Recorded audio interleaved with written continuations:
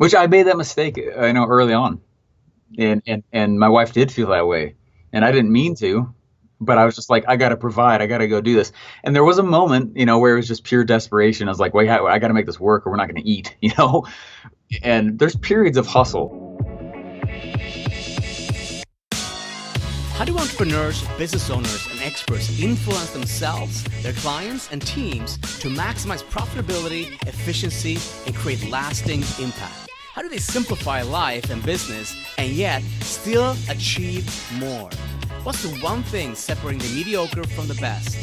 This podcast will give you the answers and reveal the secret strengths and the not so easy to admit flaws of the elite. My name is Satori Mateu, and welcome to the Halfass to Badass podcast.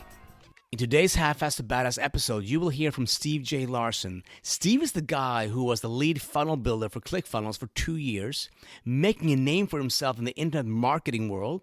Eventually, he left to start his own company, and I personally had the opportunity to follow his journey as he made $1 million his first year. 7 months later, he earned his second million, and followed by earning $1 million in a day.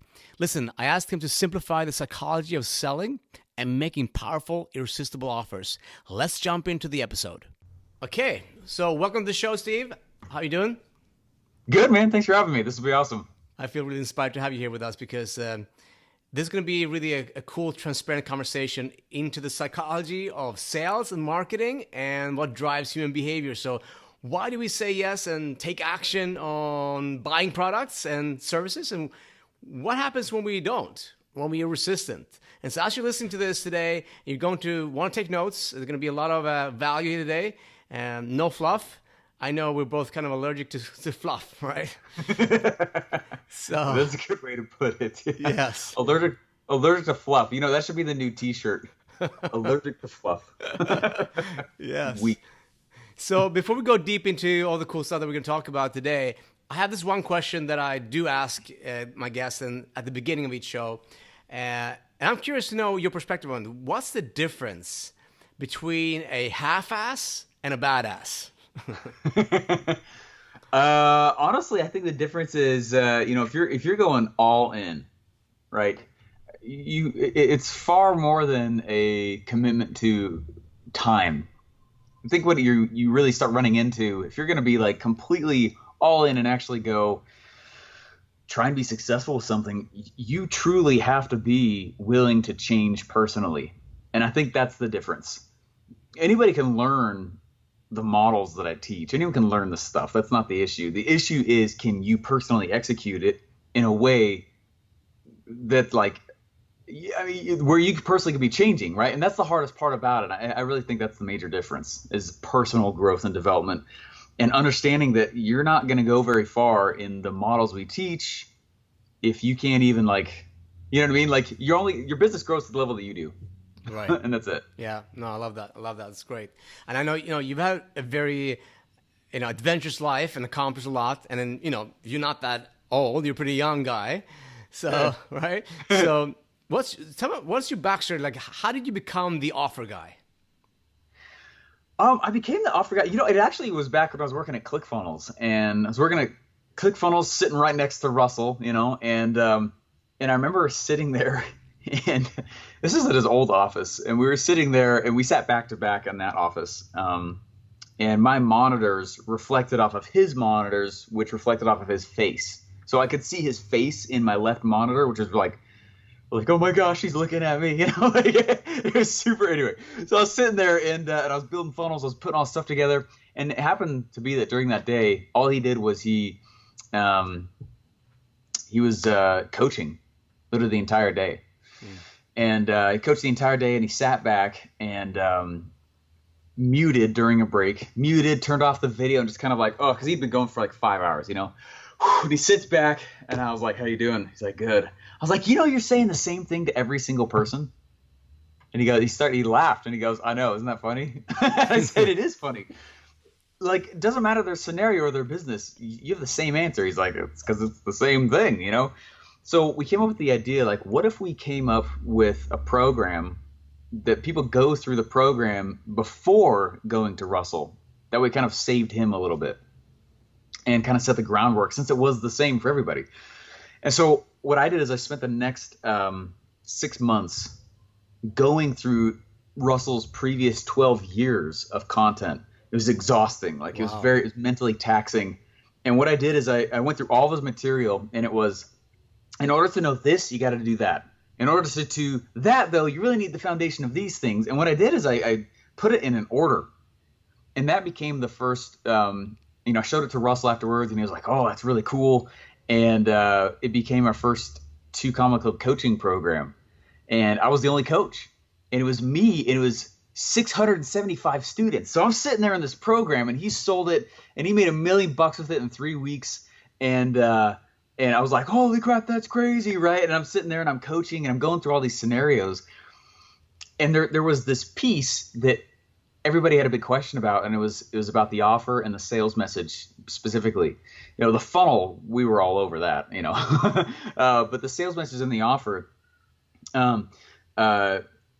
Funny enough, I was chatting with Russell several months after being the coach, and he was like, dude, you teach the offer piece really, really well. Like, you teach it better than I do. And I was like, what? Oh my gosh. Like, to hear that, like, blew my mind. Yeah. And so he goes, you go deep on that. You really love that topic. And I was like, I do. And I hadn't really thought of that until that moment.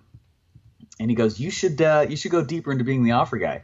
Well, by that time, when he started saying those types of things to me, we both kind of knew, we had a hunch that I'd be leaving ClickFunnels.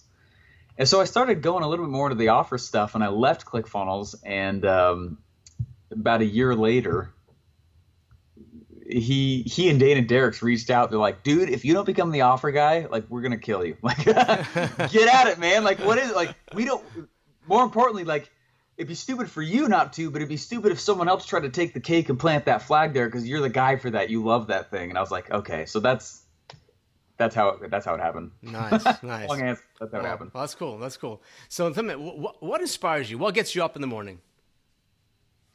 It's actually my clients. I was thinking about this a few days ago, and I love my customer. And I can't say that was the truth 2 years ago. I hadn't learned that you can choose that, and that you can define what customer you want. And when I wake up now, I'm like, actually, I've always been psyched for the day, but I'm even more so now. And I'm like, man, I really love the customer. Love what we do. Love who we serve. Love the scenario we're trying to help them in, and it's really fun. Yeah, that's cool that you say that, because I've noticed that a lot of times when you're connected to your values and you're really connected to why you exist, why you do what you do. It's like, it's not effort. It's like you feel inspired and you have energy from it, right? Yeah. Well, when you do things like it's not aligned with your values, they have to put a lot of effort into it. So it's interesting. There's very few things I have to sit back and like get motivated to do. Yeah.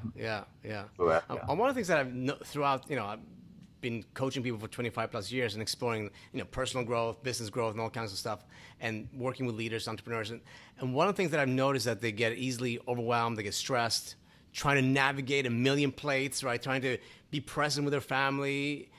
But very often they struggle to find that dynamic. And I'm just curious, how do you navigate being an entrepreneur, being a business owner, being a husband, and a dad? Like, how do you keep your sanity? I learned a lot from Russell in terms of marketing and funnels and stuff, and that's expected being in the environment I was in. But there was also this other piece of it that, not many people asked me that actually, which he did get to coach me on, because I asked those kinds of questions to him pretty frequently, and he gave me some really awesome advice. And he said, like every once in a while we'll do like these really late nights to get a project out. And I was like, yeah. He's like, early on in my career, the mistake I made is that night I would tell my wife, hey, I can't come home because I'm going to be doing this. He said, not a good scenario. He said the better scenario is for you to have enough foresight and planning to say, hey, babe, on these 3 nights, I know it's going to be late and they're several weeks from now. That simple move right there changed a lot of the dynamic. And I started doing that. And so like I just had my event, Offer Mind. And like I told my wife about 2 weeks ahead of time, I was like, just so you know, the 2 weekends before that, I'm going to work the entire time. and I'm going to work really, really late each night. I'll come down and say hi and have dinner with you all. But besides that, I'm going to go back to work after that. And saying that as part of the plan, that certainly helped because it's expected, not, or do they not? He's loving the business more than me, you know what I mean? Which is a real thing, you know? Right. People get sucked into, and it gets dangerous. And the other thing that I did about a year and a half ago, it's a couple months into working for myself, right? And I left ClickFunnels. Those first 2 months were they were terrible, man. I worked my face off. And what I had to tell myself, and I remember this is a specific moment. I was working out, and I realized, like, I need to be comfortable with what I don't get done in an appropriate work day. And so I only work 9 to 6. And my family knows that. I know that. And then afterwards, I'm like with the fam. That's it. And having that ahead of time. So what's cool about that is that constraint creates amazing systems and results, right, in our lives. And so that's why someone's like, well, I don't have enough time. It's like, that's a constraint, and I can't wait to see what comes from it. But people don't look at it that way. You know what I mean? They don't look at it that way. Yeah. So instead, when you look at it that way, you're like, okay, I'm going to put a constraint on myself, like 9 to 6. I don't really take lunch, right? I don't, like, we move. It's because I know there is way more than 9 to 6 amount of things that get done in order to keep the ball rolling. But it actually has become a blessing. And then when I'm done, I'm done. That's it. I don't get to work again. Becoming more efficient in those hours that you actually have. More focused. And then all the fluffy junk falls away that you think is important that really isn't. You know? Right. Those are 2 tricks that I have. Yeah, I love that. Thanks. I appreciate that. That's because I think a lot of people struggle with that, and they try to juggle it all, and then they have. I mean, even that, just like giving that heads up in advance, it also communicates, you know, I care about you, and I want you to feel seen, and I'm not going to just try to steamroll and just do my work and not, you know, pay attention to what your needs are. So that's cool. Yeah. Which I made that mistake, I know, early on. Right. And my wife did feel that way.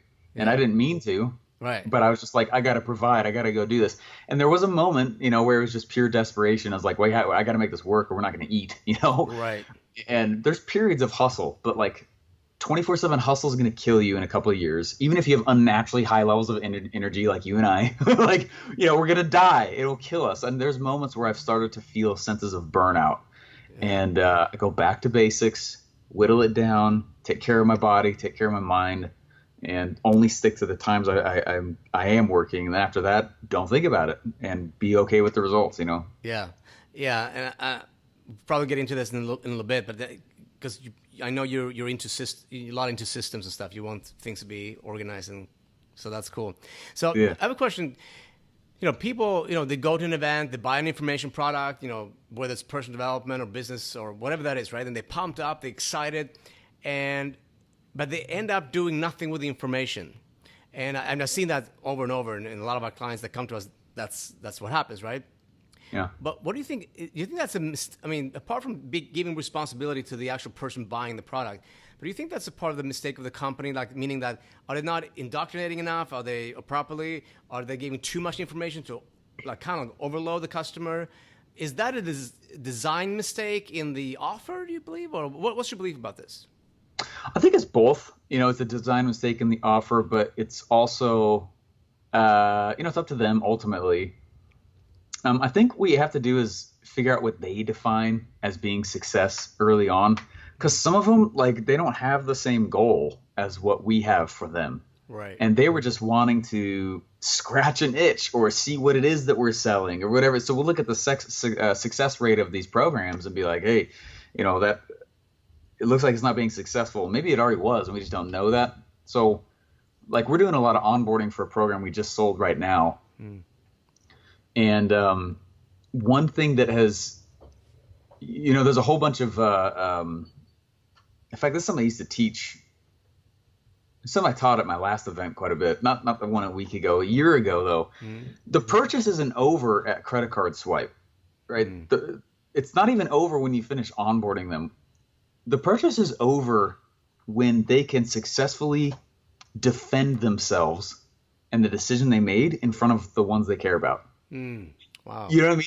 Yes. And usually, what is it that people cite? Like, you know what I mean? Like, we've all been in a grocery store and we're like, oh, I'm just going to go get milk, right? And you walk out with way more than milk, and then you have to go confront the person that thought you were just going in for milk. And what does somebody say to justify themselves? Right. They usually cite closes. Well, it was half off. Well, it was buy one get one free, right? Closes are logical reasons to act now. And the buying experience is very emotional, though. And so when you go through and they're actually buying and they're in this heightened sense of emotion, it's actually all the logical closes that people usually cite. They don't say, well, he had a really good story. It's like, well, that's what sold him. What they cite, though, is these closes. Yes. It was half off. Well, before midnight tonight, I got a second one, which is why. It doesn't really matter so much what they say. They just need to be pre-armed by your sales message for that interaction. Yes. And so there's a few things that we've been doing since I learned that. I've gotten a lot more strict on my onboarding process. Is that it's as in-depth. Like we build these campaigns to sell. Basically, we're building the equivalence of a campaign for onboarding. I mean, it's big. The onboarding focus is massive. You talk to guys like Alex Hormozy, and he cites the onboarding process as being the reason they'll make it or not. Something like that, right? And it's just this massive process. So we spend a lot of time as marketers selling, but it's not over. You got to arm them for the post, but then you also have to arm your company with the tools and processes it needs to actually bring them into the product and kind of force them successful. Humans are naturally lazy, and that's okay, but like you got to deal with that. And so one thing that we've done for kind of our high ticket program is we have an accountability coach that follows up, and I want her to follow up literally every week with every person. Looks like you're stuck on this process, right? And we can see where they are in the program. What are you struggling with, right? We have audibles that we do on their offers and messages that they can attend every week, even if they're not their personal audible. We have a schedule. Hey, this is when you're supposed to be doing this part. This is when you're supposed to be doing this part. And we have specific outputs per module as well. Like, hey, once you've got this down, you're good to go to move on to the next one, because some are going to get it faster than others. So there's varying little things we put inside there to help them kind of, again, force successful.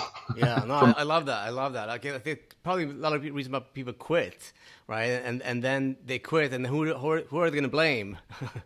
Yeah, right. They blame you. And you're like, I got to protect my reputation. I know the program's good. It's like, well, the onboarding as much as it's protected for me as it is, their actual success. Yeah. So part of your, in your skill set, a lot of people say, making offers is hard. Like they don't know what to include or what to change or what to charge or how to position or present them, the offer. How do you go about making an amazing offer? Like, how do you design them? Sure.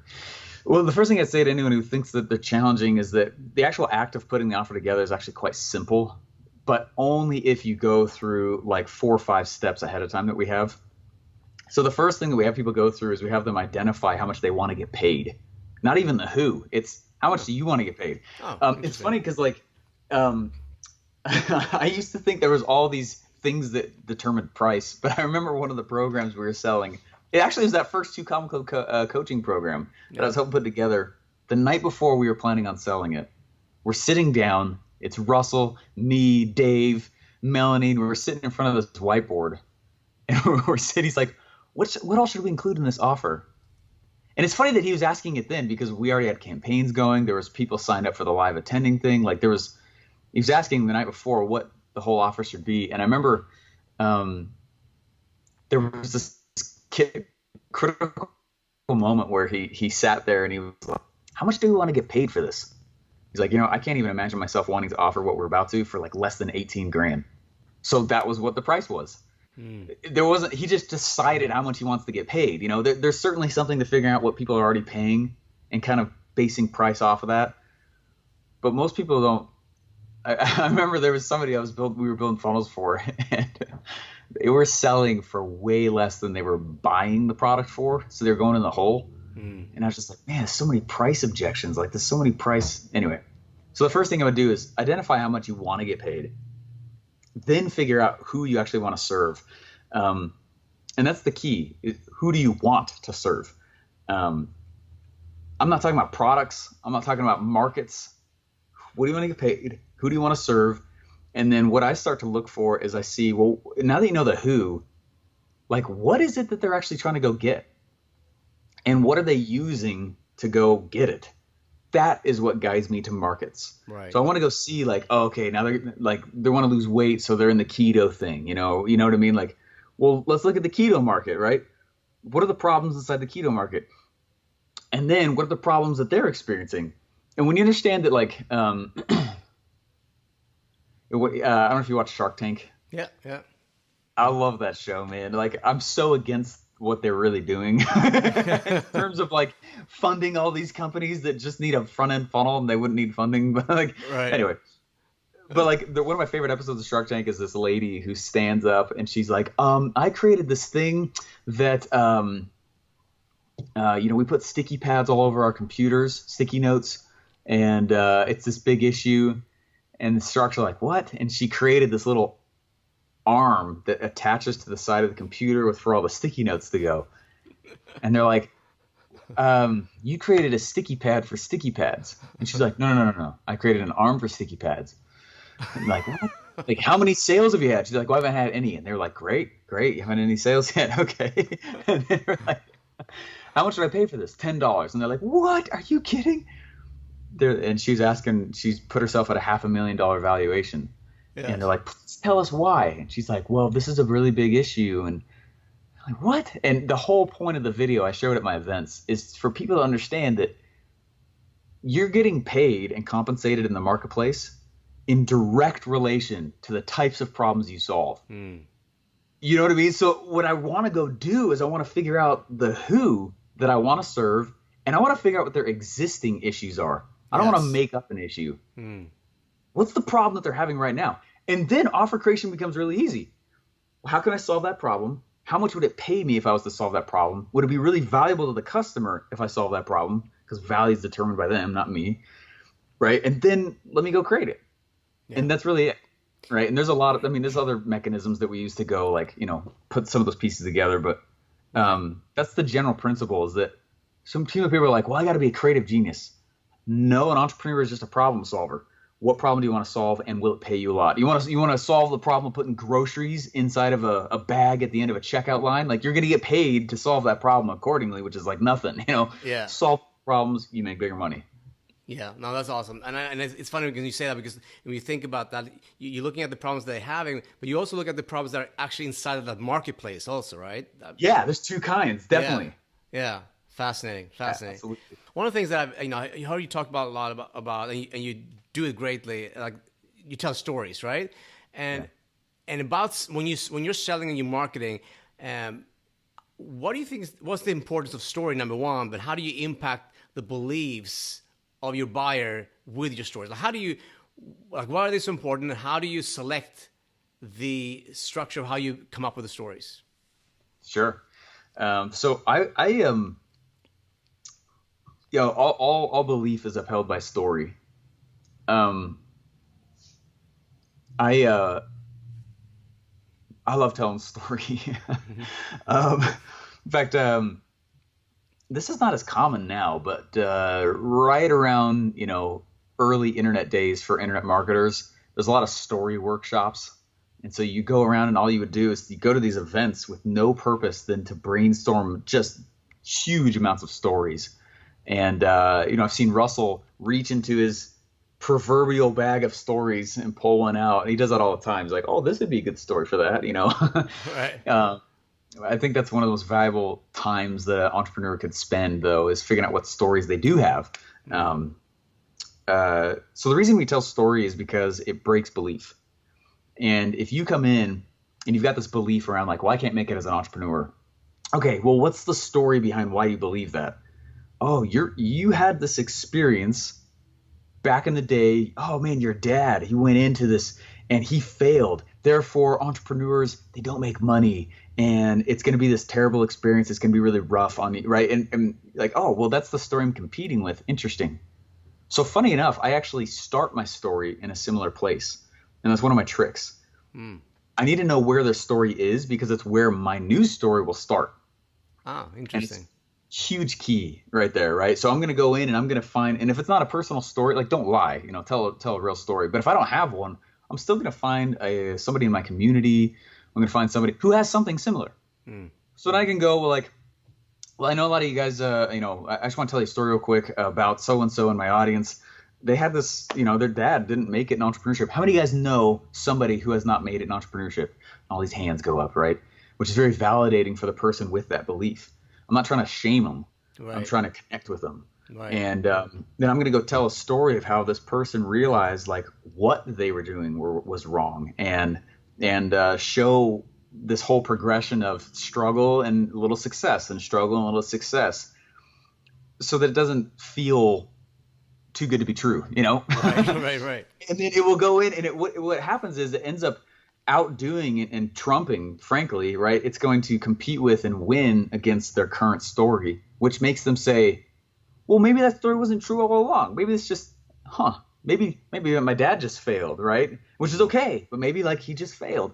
And suddenly it creates this shaky foundation, little earthquake going on underneath it, breaks it, and installs this new story.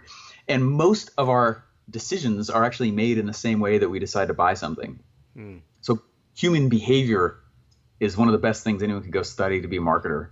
Yes. Why do we decide to do what we do, And so I'm going to go and I'm going to tell stories specifically about how I got into the thing that I'm selling. And then I'm going to tell a story about what we call the vehicle, the internal beliefs.